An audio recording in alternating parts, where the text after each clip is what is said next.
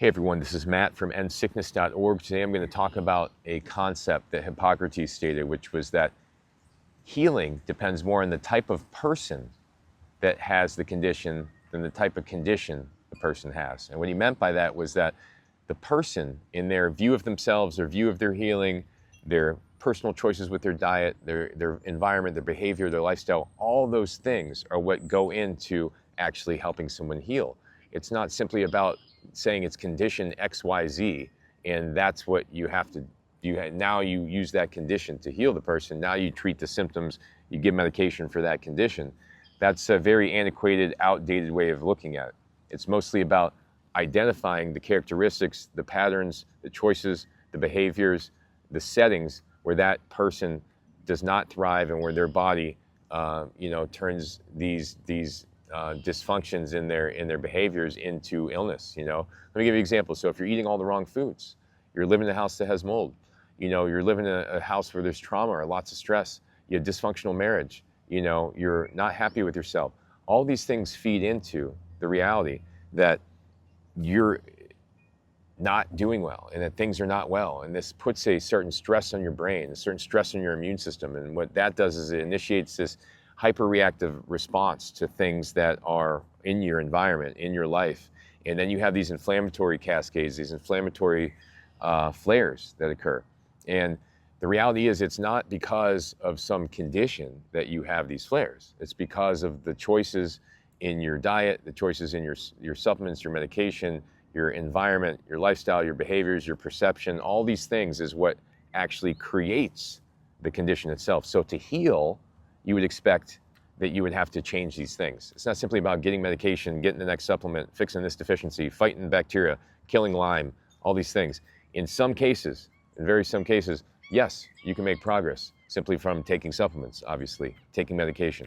But will you be able to maintain the progress when you have a chronic illness? That's the question. I'm talking about chronic, unresolvable illnesses here, right? So if you're trying to heal from something that's chronic and it's been going on for a long time, your healing is going to be dependent upon changing your personality, your behavior, your thoughts, your paradigms. The things that were foundational before are going to need to shift for you to be able to make a lasting improvement, right?